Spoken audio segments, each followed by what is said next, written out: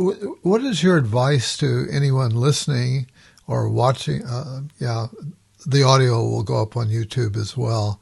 Um, to anyone who is listening to this interview who might be struggling with addiction, is there any kind of advice Yes, or? of course. We tend to, at certain times in our lives, if we're really addicted to, say, substances, think, there's no way for me to escape this loop.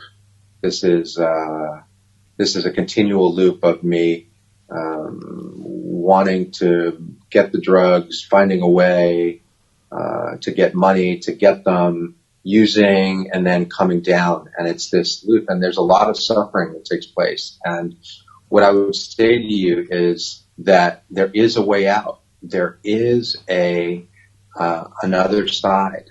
That this is not, that addiction is not a death sentence. It's something that does not have to be with you for your entire life. And I'm living proof of that, because I'm addiction free at this point, and because I don't feel like the addiction was mine. I felt as though I could release it. And I would say, if there's one person that you know that is healthy or is spiritual or is not addicted, that a friend or a family member or a counselor that you could reach out to, just one person, and let them know that you need help, that you've lost your way, and that you need help. Just that one person, that one phone call, that can help to develop a relationship that will pull you out of where you are right now and start you on the path of healing. And that's what it was for me. It was really small steps forward, and small steps that led to big changes. Yeah.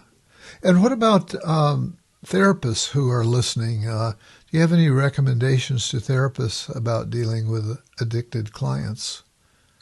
Well, what I would say is, if you're dealing with serious addiction as a therapist, if it's not something that you really understand, then be honest about that. Be authentic about that. Don't pretend like you are an expert when you're not, because the people that are really suffering need to connect with somebody who really understands what they're going through. So be authentic about what your resources are and what your experiences are. And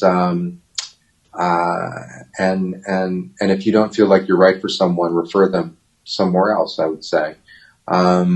In terms of a lot of the addictive energy that we're talking about, the advice that I would give to therapists would be to, let's try and change the pervasive attitude about what addiction is. Let's try to take away the negative connotations that it has. Let's try and embrace it. You know, I tell my patients that I want them to love all parts of themselves, not just the good parts, not just the parts that are more desirable, but all of the parts.